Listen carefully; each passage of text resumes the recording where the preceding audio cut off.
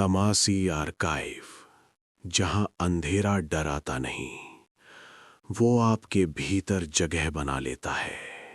भाग 3 परीक्षाएं। पंडित जी ने उन्हें पहले ही चेतावनी दी थी। उन्होंने कहा था 4 प्राचीन परीक्षाएं हैं। यही परीक्षाएं बताएंगी कि जो आत्मा तुम्हारे घर में भटक रही है वो सिर्फ बुरी है या उससे भी कहीं ज्यादा खतरनाक। लंबी खामोशी के बाद 6 दोस्तों ने एक साथ फैसला किया, वे 4 परीक्षाएं करेंगे। अपने परिवारों को बचाने के लिए उन्होंने अपनी पत्नियों और बच्चों को कुछ दिनों की छुट्टी पर नेपाल भेज दिया। इसलिए नहीं कि वे चाहते थे, बल्कि इसलिए कि उस घर में जो भी था वो इंतजार कर रहा था।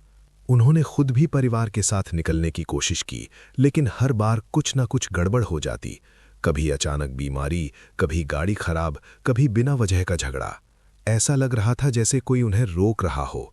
2 दिन बाद आखिरकार उनके परिवार निकल पाए। उसी रात 6 दोस्तों ने दरवाजे बंद किए और पहली परीक्षा शुरू की। परीक्षा 1, सिक्का। उन्होंने घर के बीचों बीच एक सिक्का रखा। जैसे ही सिक्का जमीन से टकराया, दीवारों में से रोने की आवाज गूंज उठी। न तेज न इंसानी, बस डरावनी, टूटी हुई और अंतहीन। फिर सिक्का घूमने लगा, पहले धीरे, फिर तेज, इतना तेज कि नामुमकिन लगने लगा। हवा गर्म हो गई, धातु की गंध कमरे में भर गई। सिक्का इतनी जोर से घूम रहा था कि घर्षण से गर्म होकर हल्का सा चमकने लगा, मानो कोई अदृश्य चीज उससे खेल रही हो। कोई कुछ नहीं बोला, सबके हाथ कांप रहे थे। परीक्षा 2, जानवर। सुबह होते ही उन्होंने जानवरों के लिए ताज़ा खाना तैयार किया, जैसा पंडित जी ने बताया था। उन्होंने जानवरों को पास लाया, लेकिन किसी ने खाना नहीं खाया। इसके बजाय हर जानवर अचानक आक्रामक हो गया। आंखें फटी हुईं, शरीर तना हुआ। उन्होंने हमला कर दिया, बेतरतीब नहीं, सीधे दोस्तों पर। अमित पीछे हट गया, कांपती आवाज में बोला, ये जानवर ट्रेंड किए हुए हैं, ये ऐसा व्यवहार नहीं करते, हमें रुक जाना चाहिए। लेकिन विकास ने सिर हिला दिया, नहीं, मुझे पूरी पुष्टि चाहिए। वही फैसला उनकी जिंदगी की सबसे बड़ी गलती बन गया। परीक्षा 3, अग्नि और आस्था। अग्नि भगवान का सबसे पवित्र रूप है। हवन कुंड जलाओ, हनुमान चालीसा का पाठ करो। ठीक रात 8 बजे उन्होंने शुरुआत की। जैसे जैसे मंत्र गूंजने लगे, रोने की आवाज बंद हो गई। कई दिनों बाद पहली बार खामोशी, सुकून, उम्मीद। फिर 1 मिनट बाद हवा को चीरती हुई एक आवाज आई, साफ, ठंडी, गैर इंसानी। रुको, अगर एक शब्द भी और पढ़ा तो आज रात तुम सब मर जाओगे। दहशत छा गई। उन्होंने मंत्र रोक दिए, आग अपने आप बुझ गई। और फिर आई वो गंध, सड़ी हुई, असहनीय बदबू, मानो सैकड़ों चूहे कई दिनों से मरे पड़े हों। कुछ उल्टी करने लगे, कुछ रो पड़े। अब कोई आगे नहीं बढ़ना चाहता था। अंतिम परीक्षा, चौथी परीक्षा सबसे खतरनाक थी। आकाश ने तो हाथ जोड़कर मना किया, जो उन्होंने देखा था और महसूस किया था उसके बाद। लेकिन डर अब जुनून बन चुका था। उन्होंने तय किया, सुबह करेंगे। उस रात 6 एक ही कमरे में सोए। नींद किसी को नहीं आई। परीक्षा 4, रक्त और मांस। सुबह होते ही मटन का मांस, 6 के खून की कुछ बूंदें, सब कुछ घर के बीच में रखा और खुद दरवाजे के पास खड़े हो गए।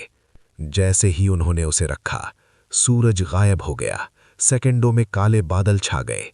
और फिर उन्होंने देखा, कोई अदृश्य चीज मांस खा रही थी, धीरे धीरे चबाते हुए। फिर वो मुस्कुराई, मांस की तरफ नहीं, उनकी तरफ। ऐसी मुस्कान जो कह रही थी, अब तुम। अचानक विकास चीख पड़ा। किसी ने उस पर जोरदार हमला किया, उसे कमरे के दूसरी तरफ फेंक दिया। खून, अराजकता, डर। वो गिर पड़ा, लगभग मर चुका। फिर सब कुछ रुक गया। घर फिर से शांत हो गया। मांस गायब था, आसमान साफ हो गया। विकास बेहोश पड़ा था। जब वो होश आया और बोलने की ताकत आई, उसके शब्दों ने सबका खून जमा दिया। वो हम सबको मारना चाहती है, लेकिन पहले हमारी पत्नियों और बच्चों को, फिर हमें। सच की शुरुआत।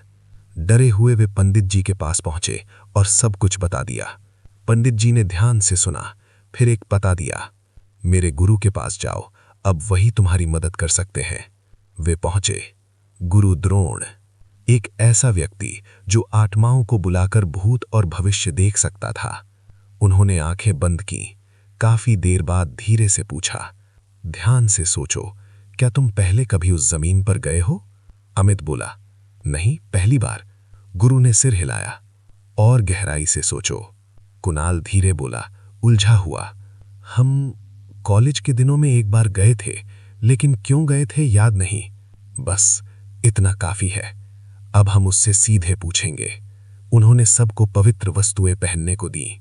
जब तक ये पहने रहोगे वो तुम्हें नुकसान नहीं पहुंचा सकती। आह्वान।